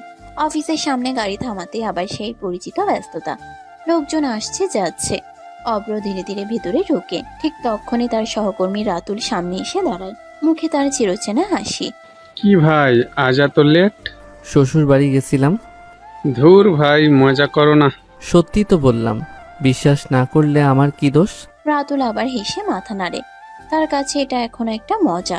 সে ভাবতেই পারছে না এই মজার ভেতরে লুকিয়ে আছে একটা জটিল সম্পর্ক, একটা অসম্পূর্ণ বিয়ে, আর একজন মানুষের একতরফা ভালোবাসার লড়াই। অফিসের দরজা দিয়ে ভেতরে ঢুকতে ঢুকতেই অব্রর চোখে আবার সেই পরিচিত দৃঢ়তা ফিরে আসে। ব্যক্তিগত ঝড় থাকলেও কাজের জায়গায় সে কখনো হার মানে না। অফিসের ভিতরে ধীরে ধীরে কাজের গতি বেড়ে যায়। সবাই নিজ নিজ ডেস্কে বসে কম্পিউটারের সামনে ঝুঁকে পড়েছে। কেউ ফাইল দেখছে, কেউ টাইপ করছে। অব্র চুপচাপ নিজের কাজ শুরু করে দেয়, যেন সকালে সব ঘটনা, সব ঝড় এই কাজের ভিড়ে কোথাও চাপা পড়ে যায়। সময়টা কেটে যাচ্ছিল একঘেয়ে ছন্দে। ঠিক তখনই অফিসের মেইন দরজা দিয়ে ভেতরে ঢুকে নীলা। এক মুহূর্তেই পুরো পরিবেশ বদলে যায়। যারা একটু আগে গল্প করছিল তারা হঠাৎ করেই সিরিয়াস হয়ে যায়। কিবোর্ডে শব্দ বাড়তে থাকে, ফাইলের পাতা উল্টানোর শব্দ শোনা যায়। কারণ সবাই জানে নীলার সামনে কাজ ঠিক না থাকলে বকা খাওয়া নিশ্চিত। নীলা ধীরে ধীরে হেঁটে যাচ্ছে, তার হাতে ফাইল, চোখে সেই চিরসেনা করা দৃষ্টি। আজও সে আগের মতোই শক্ত, কঠিন। কেউ বুঝতেই পারছে না এই মেয়েটার ভেতরে গতকাল থেকে কত কিছু চলছে। অব্র মাথা নিচু করে কাজ করছে, কিন্তু নীলা পাশ দিয়ে যাওয়ার সময় এক সেকেন্ডের জন্য তার চোখ উঠে যায়। দুজনের চোখে চোখ পড়ে। একটা ছোট্ট মুহূর্ত যেখানে অনেক কথা কিন্তু কোনো শব্দ নেই। নীলা থামে না, হাঁটতে হাঁটতেই গম্ভীর গলায় বলে, অব্র কেবিনে আসো, কাজ আছে। কথাটা বলেই সে আর পেছনে তাকায় না, সোজা নিজের কেবিনে ঢুকে যায়। অফিসে আবার চাপা গুঞ্জন। কেউ কেউ চুপচাপ একে অপরের দিকে তাকায়, কারণ তারা জানে এই ডাকে কিছু একটা আছে। অব্র কয়েক সেকেন্ড চুপ করে বসে থাকে, তারপর ধীরে ধীরে উঠে দাঁড়ায়, শার্টটা ঠিক করে একটা গভীর শ্বাস নেয়, আর কেবিনের দিকে হাঁটা শুরু করে। অব্র কেবিনের সামনে এসে এক মুহূর্ত থেমে গেল। ভেতরে ঢোকার আগে যেন নিজেকে একটু গুছিয়ে নিচ্ছে। তারপর হালকা করে দরজায় নক করলো। ভেতর থেকে ঠান্ডা গলায় ভেসে এলো, আসো। অব্র দরজা খুলে ভেতরে ঢুকে নীলা তখন টেবিলের উপর ফাইল ছড়িয়ে বসে আছে, চোখ নিচু, পুরো মনোযোগ কাজে। সে একবারও তাকায় না, সরাসরি বলল, নতুন প্রজেক্ট নিয়ে আলোচনা করতে হবে। ওরা একটু অন্যরকম কিছু চায়, এমন কিছু যেটা আগে কোথাও হয়নি। ঠিক আছে, চেষ্টা করব। কথাটা শেষ হতেই নীলা হঠাৎ মাথা তুলে তাকায়, তার চোখে কঠোরতা, কণ্ঠে চাপা রাগ। চেষ্টা না, হতেই হবে। সবাইকে বলে দাও কোনো ভুল হলে চাকরি হারাবে। কেবিনের ভেতরের পরিবেশটা আবার ভারী হয়ে ওঠে। অব্র কিছুক্ষণ চুপ করে থাকে, তারপর ধীরে ধীরে এগিয়ে আসে, টেবিলের একদম কাছে এসে দাঁড়ায়। তার চোখ সরাসরি নীলার দিকে। কথায় কথায় চাকরি হারানোর ভয় দেখান কেন? প্রশ্নটা সরাসরি আর একটু চ্যালেঞ্জের মতো। নীলা ভ্রু কুঁচকে তাকায়। ভয় দেখালেই ঠিকমতো কাজ করে। দুজনের চোখে চোখ, একজন কঠিন হতে চাইছে, আরেকজন বুঝতে চাইছে এই কঠিনতার আড়ালে আসলে কি লুকিয়ে আছে। কেবিনের ভেতরে বাতাসটা আবার ভারী হয়ে উঠেছে। নীলা ফাইলটা বন্ধ করে ঠান্ডা গলায় বলল, এইভাবে তাকিয়ে না থেকে বাইরে গিয়ে সবাইকে বলো কাজ যেন ঠিক হয়। আমি কোনো ভুল চাই না। অব্র কিছুক্ষণ চুপ করে তার দিকে তাকিয়ে থাকে। তার চোখে এক অদ্ভুত দৃষ্টি, যেখানে জেদ আছে, ভালোবাসা আছে, আর একটু দুষ্টুমিও। সে ধীরে ধীরে এক পা এগিয়ে আসে, নীলার একদম কাছে গিয়ে দাঁড়ায়। অব্র নিচু গলায় বলল, যাব, তবে তার আগে বউকে একটু আদর করে যাই। কথাটা শুনেই নীলা চোখ বড় বড় করে তাকায়। রাগে তার চোখ মুখ লাল হয়ে ওঠে। অব্র, এটা অফিস, বাড়াবাড়ি করবে না। অব্র হালকা হাসে, তার চোখে সেই নির্ভীক দৃষ্টি। সে আরো একটু ঝুঁকে খুব কাছ থেকে বলে, বাড়াবাড়ি না ম্যাডাম, এটা ভালোবাসা। এই হঠাৎ কাছাকাছি আসাটা, এই গলার স্বর, নীলার বুকের ভিতরটা কেমন যেন কেঁপে ওঠে। অব্র একটু ঝুঁকে নীলার ঠোঁটে ঠোঁট ডুবিয়ে কিস করতে লাগে। সে এক মুহূর্তের জন্য স্থির হয়ে যায়। অব্র আর কিছু না বলে সোজা হয়ে দাঁড়ায়, একবার গভীর ভাবে তার দিকে তাকায়, তারপর ঘুরে দরজার দিকে হাঁটা দেয়। দরজা খুলে বের হয়ে যায়। কেবিনের ভেতরে নীলা একা দাঁড়িয়ে থাকে। তার হাত কাঁপছে হালকা, শ্বাস একটু ভারী। সে বুঝতে পারছে এই ছেলেটা তাকে শুধু রাগায় না, ভেতর থেকেও নাড়িয়ে দেয়। আর এই নাড়ানো অনুভূতিটাই তাকে সবচেয়ে বেশি অস্থির করে তুলছে। কেবিনের ভেতরে আবার সে আগের মতো নীরবতা, কিন্তু এই নীরবতার ভেতরেও যেন অদ্ভুত একটা অস্থিরতা ঘুরপাক খাচ্ছে।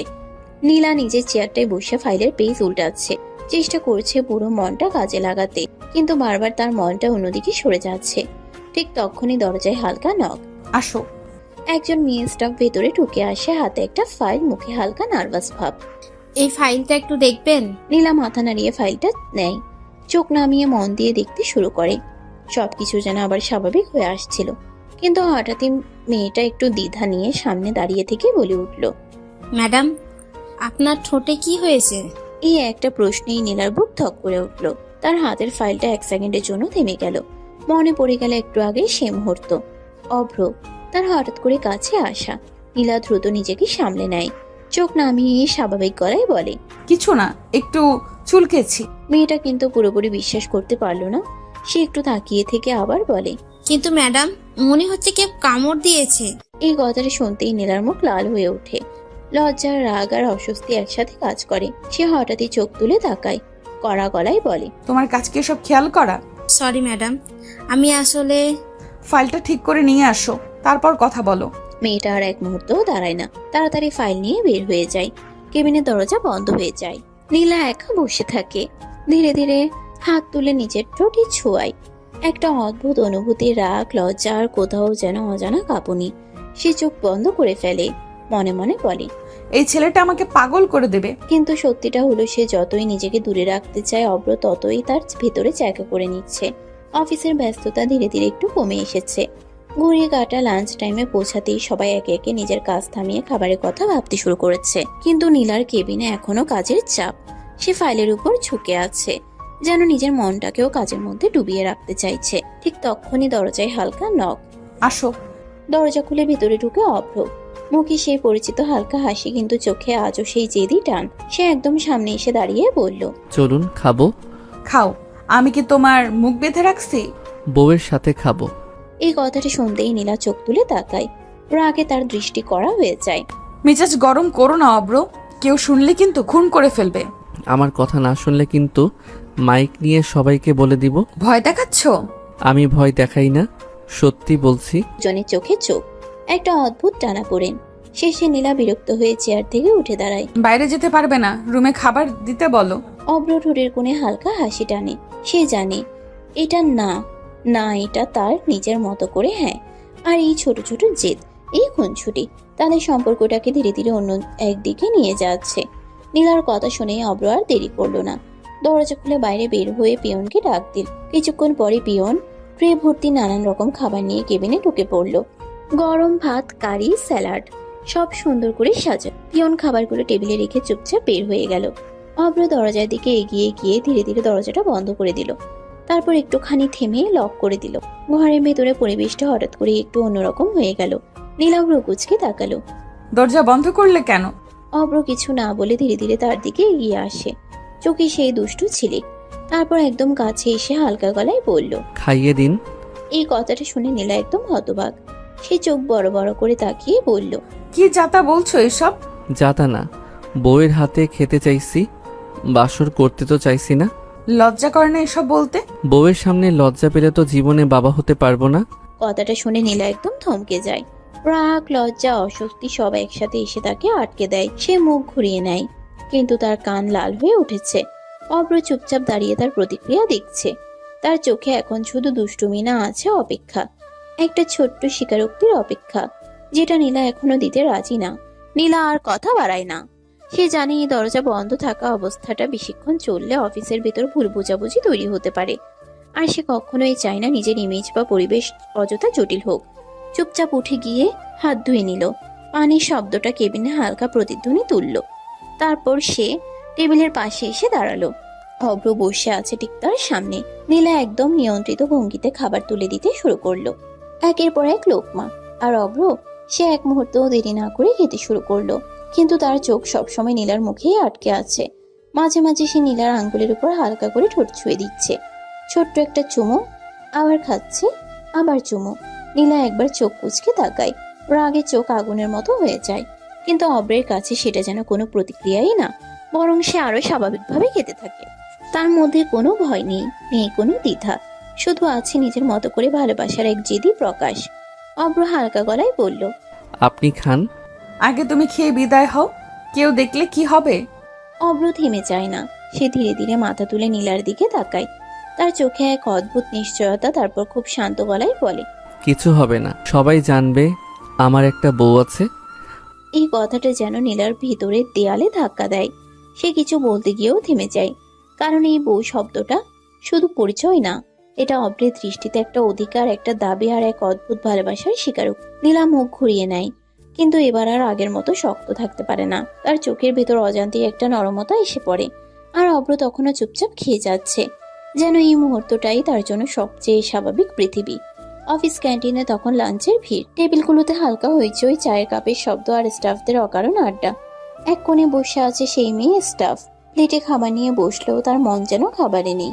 চোখে একটা অন্যরকম উচ্ছ্বাস, যেন কোনো গোপন খবর সে ধরে ফেলেছে। সে সামনে ঝুঁকে ধীরে ধীরে বলল। জানিস আজ আমি কি দেখেছি? কি দেখলি? মেয়েটা একটু থেমে তারপর নিচু গলায় যেন বড় কোনো রহস্য ফাঁস করছে। জানিস ম্যাডামের ঠোঁট আজ একটু ফুলা ছিল, দেখে মনে হচ্ছিল কেউ কিস করেছে। ম্যাডাম তো বিধবা, এইসব কি বলছিস? কি জানি, কিন্তু অভ্র স্যারের সাথে এমন ঢলাঢলি করে মাঝে মাঝে দেখে মনে হয় ওদের মধ্যে কিছু চলছে। আর জানিস মাঝে মাঝে দেখি ওরা কেমন করে যেন একে অপরকে তাকায়, একদম আলাদা টাইপের। ক্যান্টিনের হালকা শব্দের ভেতরেও এই কথাগুলো যেন ধীরে ধীরে ছড়িয়ে পড়ে। কেউ হাসে, কেউ চুপ হয়ে যায়, কেউ আবার কৌতূহলী চোখে একে অন্যের দিকে তাকায়। আর বাস্তবতাটা না জেনেই গল্প তৈরি হতে শুরু করে, একটা সত্যের উপর দাঁড়িয়ে নয়, বরং শুধু দেখার ধারণার উপর। অব্রের খাওয়া শেষ হয়ে গেছে। টেবিলের প্লেট প্রায় খালি, কিন্তু তার চোখ এখনো নীলার দিকেই স্থির। নীলা এক মুহূর্ত চুপ করে থেকে ঠান্ডা গলায় বলল। তুমি চলে যাও, আমি খাবো। অব্র চেয়ার থেকে উঠে না, বরং হালকা হেসে নীলার দিকে তাকিয়ে বলে। আপনার খাওয়া দেখতে চাই। অব্র, সবসময় এত জেদ ভালো না। অব্র একটুও নড়ে না, বরং এক পা এগিয়ে আসে। তার চোখে সেই পুরনো দুষ্টু ঝিলিক। আচ্ছা, তাহলে একটা কিস করতে দিন, চলে যাব। সত্যি? এই কথাটা শুনে নীলা একদম তাকিয়ে থাকে, রাগী চোখে কপালে ভাঁজ। লজ্জা করে না এসব বলতে? কিন্তু অব্র থামে না। সে ধীরে ধীরে নীলার আরো কাছে আসে, এত কাছে যে তাদের শ্বাসও যেন মিশে যায়। আর পরের মুহূর্তে সে নীলার ঠোঁটে ঠোঁট ডুবিয়ে দেয়, একটা গভীর দীর্ঘ চুমু, প্রায় 2 মিনিট। নীলা প্রথমে বাধা দিতে চাইলেও শেষ পর্যন্ত স্থির হয়ে যায়। তার রাগ, তার প্রতিবাদ সব যেন ওই এক মুহূর্তে কোথাও হারিয়ে যায়। অব্র ধীরে ধীরে দূরে সরে আসে, তার চোখে তৃপ্তি, শান্তি। সে হালকা হাসি দিয়ে বলে। খাবার পরিপূর্ণ হলো, এটা ছাড়া পেট ভরছিল না। তারপর সে চলে যায়। আর নীলা শুধু বসে থাকে চুপচাপ। চোখে রাগ থাকলেও বুকের ভেতর অজানা এক অস্থিরতা, যেটা সে নিজেও পুরোপুরি ব্যাখ্যা করতে পারে না। দেখতে দেখতে কেটে গেছে দীর্ঘ 15টা দিন। এই 15 দিনে অফিসে কাজের চাপ যেমন ছিল তেমনই ছিল নতুন প্রজেক্ট নিয়ে দৌড়চাপ, মিটিং আর রাত জেগে রিপোর্ট তৈরির ব্যস্ততা। অভ্র আর নীলা দুজনেই নিজেদের মতো করে এই প্রজেক্টকে সফল করার জন্য একেবারে শেষ মুহূর্ত পর্যন্ত পরিশ্রম করেছে। অবশেষে আজ সেই অপেক্ষার দিন, যে প্রজেক্ট নিয়ে এত পরিশ্রম এত টেনশন সেটার ফল এসেছে। বায়ার পুরো মাল পাশ করে দিয়েছে। অফিসের ভিতর এক মুহূর্তেই যেন খুশির ঢেউ ছড়িয়ে পড়লো। স্টাফরা একে অন্যকে অভিনন্দন জানাতে লাগলো, কেউ হাসছে কেউ হাততালি দিচ্ছে। পুরো পরিবেশটাই বদলে গেছে এক নিমিষে। নীলার কেবিনে সেই খবর পৌঁছাতেই সে কিছুক্ষণের জন্য চুপ হয়ে গেল। তারপর ধীরে ধীরে মুখে এক হালকা সন্তুষ্টির হাসি ফুটে উঠল। এটা শুধু তার জন্য নয়, এটা পুরো টিমের সাফল্য। আর এই সাফল্যের পেছনে অব্রের পরিশ্রমও সে অস্বীকার করতে পারে না। ঠিক তখনই অফিসের মালিক উপস্থিত হলেন। কেবিনে ঢুকেই তিনি চারপাশে একবার তাকিয়ে বললেন, এই সাফল্য আমাদের জন্য খুব গুরুত্বপূর্ণ ছিল, সবাই ভালো কাজ করেছে। তারপর তিনি একে একে ঘোষণা দিতে শুরু করলেন। নীলাকে আজ থেকেই প্রমোশন দেওয়া হলো, তার দায়িত্ব আরো বাড়ানো হলো। আর অভ্রকেও একইভাবে প্রমোশন দেওয়া হলো, তার কাজ এই প্রজেক্টে খুব গুরুত্বপূর্ণ ছিল। অফিসে আবারও খুশির ঢেউ, সবাই হাততালি দিচ্ছে। নীলা একবার অব্রের দিকে তাকালো, চোখে অদ্ভুত একটা শান্ত দৃষ্টি, যেন এই সাফল্য শুধু অফিসের না, তাদের দুজনেরও এক নীরব জয়। মালিক এরপর হালকা হেসে বললেন, আর সবাইকে একটা ছোট সারপ্রাইজ, আগামী 2 দিনের জন্য পুরো টিম সিলেক্ট ট্যুরে যাবে। এই কথাটা শোনার পর পুরো অফিসে আনন্দে চিৎকার পড়ে গেল। কেউ বিশ্বাসই করতে পারছে না কাজের সাফল্যের সাথে সাথে এমন একটা ট্যুরের সুযোগ। সবাই একে অন্যকে জড়িয়ে ধরছে, হাসছে। আর নীলা শুধু একবার জানালার দিকে তাকালো। তার মনে তখন একটাই চিন্তা, এই ট্যুরে সবকিছু হয়তো শুধু অফিসের ভ্রমণ থাকবে না, কারণ অব্র আর তার গল্প এখনো শেষ হয়নি, বরং নতুন কোনো মোড়ের অপেক্ষায় আছে। 2 দিন কেটে গেছে সে খুশির খবরের পরে। অফিসের সবার ভিতর এখন শুধু একটাই উত্তেজনা, সিলেট ট্যুর, ব্যাগ গোছানো, পরিকল্পনা, হাসি ঠাট্টা, সব মিলিয়ে পুরো পরিবেশটাই যেন একদম অন্যরকম। আজ সেই অপেক্ষার দিন। ভোরের আলো ফুটতেই টিম বের হওয়ার প্রস্তুতি নিচ্ছে, কিন্তু সেই ভিড়ের মাঝেও অব্র আর নীলার গল্পটা যেন আলাদা করে নিজের জায়গা তৈরি করে নিচ্ছে। নীলা গাড়ির জন্য প্রস্তুতি নিচ্ছে, ঠিক তখনই ফোনটা বেজে উঠল। সেই স্ক্রিনে তাকিয়ে দেখে অব্র। এক মুহূর্ত থেমে সে ফোনটা ধরলো। বলো। আমার কাছে বসতে হবে কিন্তু। পারবো না, তুমি ছেলেদের সাথে বসো। কিছুতেই না, এত দূরের ট্যুর বউয়ের সাথে গল্প করতে করতে যাব। না বললাম তো। হলে সবাইকে বলে দিব আপনি আমার বউ। এই কথাটা শুনেই নীলা এক মুহূর্ত থেমে যায়, তার কণ্ঠ একটু তীক্ষ্ণ হয়ে আসে। ব্ল্যাকমেল ছাড়া কি পারো? যেটাই কাজ হয় সেটাই করতে হয়। ফোনের ওপারে এক মুহূর্ত নীরবতা, আর এই নীরবতার ভেতরেই যেন তাদের সম্পর্কের অদ্ভুত টানাপোড়েনটা আরো স্পষ্ট হয়ে ওঠে। নীলা জানে অব্রকে পুরোপুরি থামানো যায় না, আর অব্র জানে নীলার না অনেক সময় আসলে আস্তে আস্তে রাজি হওয়া। গাড়ির হর্ন বাজতে শুরু করেছে, টিম ডাকছে। আর এই ট্যুরের শুরুতেই দুজনের এই ছোট্ট কথার লড়াই যেন আগাম বলে দিচ্ছে এই 2 দিন শুধু ট্যুর হবে না, হবে নতুন কিছু অনুভূতির শুরু। গাড়ি ধীরে ধীরে প্রস্তুত হয়ে গেছে। এক এক করে সবাই উঠে নিজের সিট খুঁজে বসতে শুরু করলো। হাসি, কথা, উত্তেজনা সব মিলিয়ে পুরো পরিবেশটা ট্যুরের আনন্দে ভরে উঠেছে। নীলাও জানালার পাশে নিজের সিটে বসে আছে, মুখে হালকা ক্লান্তি কিন্তু চোখে ভ্রমণের এক অদ্ভুত নীরব উত্তেজনা। ঠিক তখনই গাড়ির দরজা দিয়ে ভেতরে ঢুকলো অভ্র, হালকা হাসি মুখে, চোখ সরাসরি নীলার দিকেই। কোনো কথা না বলেই সে এসে তার পাশের সিটে বসে পড়ল। নীলার সাথে সাথে চোখ কুঁচকে তাকালো। অব্র, এটা মেয়েদের সিট, হোক, তাতে কি? সবসময় এমন করো কেন? কারণ সব জায়গায় আপনার পাশে বসা আমার অভ্যাস হয়ে গেছে। নীলা কিছু বলতে যাবে, ঠিক তখনই গাড়ি স্টার্ট দিল। হালকা ঝাঁকুনিতে সে একটু সামলাতে গিয়ে চুপ হয়ে গেল। অব্র আর কিছু না বলে স্বাভাবিকভাবে বসে রইল, কিন্তু তার চোখে সেই দুষ্ট শান্ত হাসিটা ঠিকই রয়ে গেল। গাড়ি এগোতে শুরু করলো, বাইরের দৃশ্য বদলাতে লাগলো। অব্র আস্তে করে নীলার পিছন দিয়ে হাত দিয়ে তাকে কাছে টেনে আনলো। নীলার আগে চোখে তাকালো, কিন্তু অব্র পাত্তা না দিয়ে তার কোমরে স্লাইড করতে লাগলো। আস্তে আস্তে কোমর থেকে উপরে উঠতে লাগলো। গাড়িতে আরো মানুষ থাকায় নীলা শব্দ করতে পারছে না। অব্র সেই সুযোগ কাজে লাগিয়ে আস্তে করে গলায় মুখ ডুবিয়ে কিস করতে লাগলো। নীলা বিরক্ত হয়ে ফিসফিস করে বলল, অব্র বেশি হয়ে যাচ্ছে কিন্তু। নো জান, বেশি না, অনেক কম হয়ে গেছে। এতদিনে সব হয়ে যাওয়ার কথা ছিল। নির্লজ্জ কোথাকার। অব্র একটা হাসি দিয়ে তার কাজ চালিয়ে যেতে লাগলো। বাসে সবাই যে যার মতো ব্যস্ত, তাই কেউ ওদের খেয়াল করলো না। দীর্ঘ যাত্রার পর অবশেষে গাড়িগুলো এসে থামলো সিলেটের সেই সুন্দর রিসর্টের সামনে। চারপাশে সবুজে ঘেরা পরিবেশ, দূরে পাহাড়ের আভাস, হালকা ঠান্ডা বাতাস যেন পুরো জায়গাটাই একদম স্বপ্নের মতো। গাড়ি থেকে নামতেই সবাই একসাথে হইচই শুরু করে দিল। কেউ ছবি তুলছে, কেউ ভিডিও করছে, কেউ আবার চারপাশ ঘুরে দেখছে। এই ব্যস্ততার মাঝেই নীলা ধীরে ধীরে চারপাশটা দেখে নিল। তার চোখে হালকা মুগ্ধতা, কিন্তু মুখে সেই আগের মতোই সংযত ভাব। রিসর্ট থেকে রুম বন্টন করে দেওয়া হলো। মেয়েদের জন্য আলাদা রুম, ছেলেদের জন্য আলাদা। সবাই নিজের নিজের লাগেজ নিয়ে রুমে চলে গেল। নীলাও নিজের রুমে ঢুকে দরজা বন্ধ করে দিল। একটা দীর্ঘশ্বাস ফেললো, যেন এতক্ষণ ধরে নিজেকে সামলে রেখেছিল। ওদিকে অব্র তার রুমে গিয়ে ব্যাগ রেখে দেয়, কিন্তু তার মনটা একদমই রুমে নেই। তার মাথায় শুধু একটা চিন্তা, নীলা। সবাইকে বলা হলো আগে একটু রেস্ট নিয়ে নিতে, তারপর সবাই একসাথে খাওয়া দাওয়া করে বিকেলে ঘুরতে বের হবে। রুমগুলোতে তখন এক ধরনের শান্তি নেমে এসেছে। কেউ বিছানায় গায়ে দিয়ে দিয়েছে, কেউ ফ্রেশ হচ্ছে, কিন্তু এই শান্তির মধ্যেও একটা মানুষ একদমই শান্ত না, অব্র। সে কিছুক্ষণ রুমে বসে থাকতে না পেরে উঠে দাঁড়ালো। মুখে হালকা দুষ্টু হাসি তার, আর সরাসরি বের হয়ে গেল নীলা রুমের দিকে। দরজার সামনে গিয়ে হালকা নক করলো। ভেতর থেকে নীলার কণ্ঠ, কে? আমি। দরজা খুলতেই অব্র একদম নির্লজ্জ ভঙ্গিতে দাঁড়িয়ে। নীলা তাকিয়ে বিরক্ত হয়ে গেল। আবার তুমি? একটু শান্তিতে থাকতে দেবে না? ট্যুরে এসে বউকে বিরক্ত করব না, তা কি হয়? তুমি না সত্যিই অসহ্য। রুমটা খারাপ না, কিন্তু আপনার সাথে থাকলে আরো ভালো লাগতো। অব্র, এটা লিমিটের বাইরে চলে যাচ্ছ। বের হও এখান থেকে। আচ্ছা, যাচ্ছি, কিন্তু বিকেলে আমার পাশেই থাকতে হবে। এই বলে সে ধীরে ধীরে বের হয়ে যায়। আর নীলা দাঁড়িয়ে থাকে রাগে বিরক্তিতে, কিন্তু তার ঠোঁটের কোণে অজান্তে একটুখানি হাসি হেসে যায়। রুমের ভেতরে একা দাঁড়িয়ে আয়নার সামনে নিজেকে দেখছিল নীলা। তার চোখে ক্লান্তি থাকলেও ভেতরে ভেতরে এক অদ্ভুত অস্থিরতা কাজ করছে। সে ধীরে ধীরে নিজের চুলটা ঠিক করতে করতে মনে মনে বলে উঠল, এই বেয়াদবটা একদম মনে ঢুকে পড়েছে, চাইলেও বের করতে পারছি না।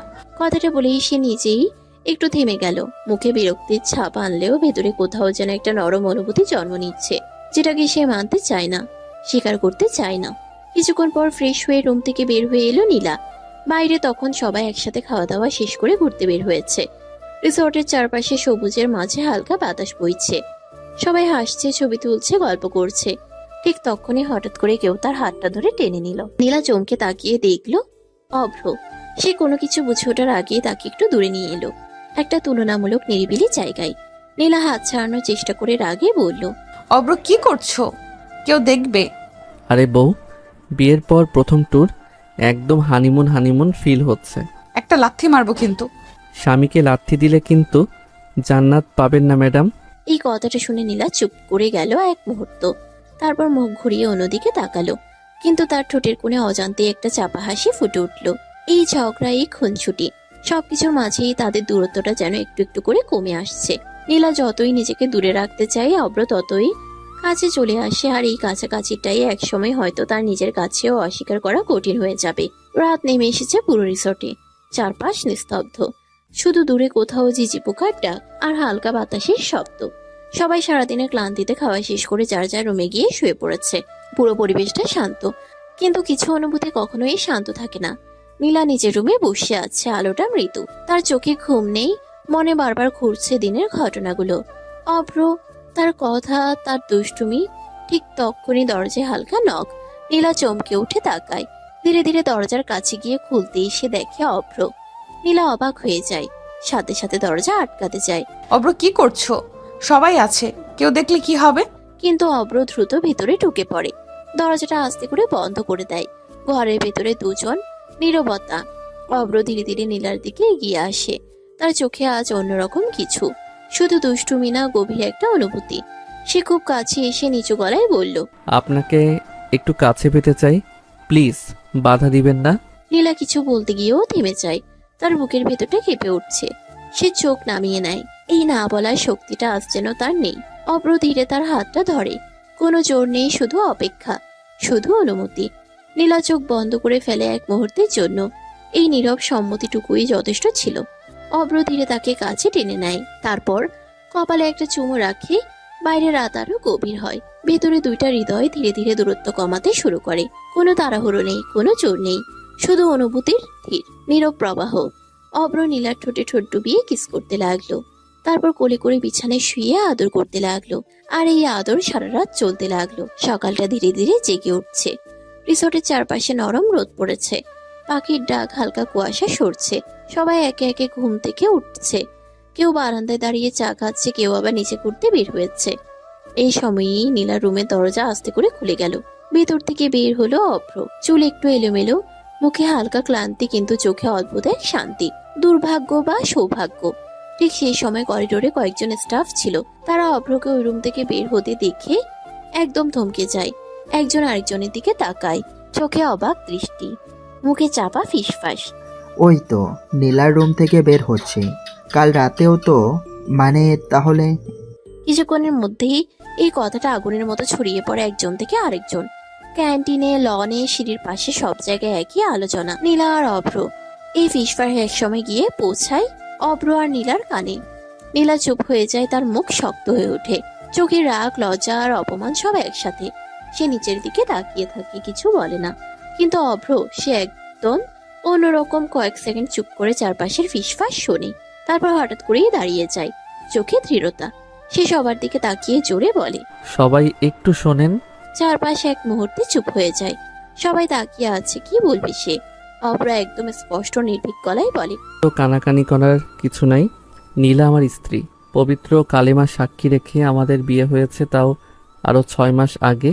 তাই না জেনে চরিত্র নিয়ে প্রশ্ন তুলবেন না। এই একটা কথাই পুরো পরিবেশ জমে গেল। সবাই হতবাক, কারো মুখে কোনো কথা নেই, কারো চোখ বড় হয়ে গেছে। নীলা স্থির হয়ে দাঁড়িয়ে আছে। এই ঘোষণা এভাবে সবার সামনে সে একদমই আশা করেনি। অভ্র তার দিকে তাকায়, তার চোখে কোনো লুকানো নেই, কোনো ভয় নেই, শুধু সত্যি। আর সেই সত্যিটা আজ আর লুকানো রইল না। সময় কখনো থেমে থাকে না। দেখতে দেখতে কেটে গেছে পুরো 2টা বছর। এই 2 বছরে অনেক কিছু বদলে গেছে। ঝগড়া, অভিমান, জেদ সব ধীরে ধীরে গলে গিয়ে জায়গা করে নিয়েছে এক গভীর সত্যিকারের ভালোবাসা, যে নীলা সবসময় অভ্রকে সহ্যই করতে পারতো না। আর সেই অভ্রের ঘর, অভ্রের পৃথিবী। এখন নীলা থাকে অভ্রের বাসায়, তার সংসারে। আর অভ্র, সে এখন আগের মতোই দুষ্টু, কিন্তু তার ভালোবাসাটা এখন আরো পরিণত, আরো গভীর। আজকের দিনটা যেন একটু আলাদা। নীলা আজ খুব সুন্দর করে সেজেছে। হালকা শাড়ি, চুল খোলা, চোখে কোমল কাজল।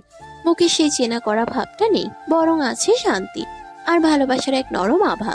ঠিক তখনই দরজা খুলে বাসায় ঢুকলো অভ্র। সে এক পা ভেতরে ঢুকেই থেমে গেল। তার চোখ গিয়ে আটকে রইল নীলার উপর, একদম স্তব্ধ। অভ্র ধীরে ধীরে এগিয়ে এলো, তার চোখে মুগ্ধতা। কোনো কথা না বলে সে নীলাকে জড়িয়ে ধরলো। জান, আজ এত সেজেছ কেন? তোমার জন্য। এই ছোট্ট উত্তরটাই যেন অভ্রের পৃথিবীটাকে ভরে দিল। সে খুশিতে নীলার কপালে একটা নরম চুমো রাখলো। তার চোখে তখন নিখাত আনন্দ। নীলা একটু পিছিয়ে এসে তাকালো, তার ঠোঁটে রহস্যময়ী হাসি। একটা সারপ্রাইজ আছে। কি সারপ্রাইজ? নীলা ধীরে ধীরে তার হাতটা ধরলো, চোখ নামিয়ে আবার তুলে তাকালো। তার চোখে পানি চিকচিক করছে, কিন্তু সেটা দুঃখের না, অজস্র সুখের। তুমি বাবা হতে চলেছ। এক মুহূর্ত পুরো পৃথিবী যেন থেমে গেল। অভ্র কিছুক্ষণ চুপ, তারপর হঠাৎই তার মুখে হাসি ফুটে উঠল, চোখ ভরে গেল আনন্দে। সে এক ঝটকায় নীলাকে কোলে তুলে নিল, ঘুরতে লাগলো। সত্যি জান, সত্যি? নীলা হেসে মাথা নাড়ল। আর অভ্র, তার খুশির কোনো সীমা নেই। এই 2 বছরের পথ চলা, ঝগড়া থেকে ভালোবাসা, দূরত্ব থেকে একসাথে থাকা, সব কিছুর সবচেয়ে সুন্দর পরিণতি। আজ তাদের জীবনে নতুন একটা প্রাণ আসছে, তাদের ভালোবাসার সবচেয়ে সুন্দর প্রমাণ। এভাবেই একটা অসম্পূর্ণ গল্প ধীরে ধীরে পূর্ণতা পেল। সমাপ্ত।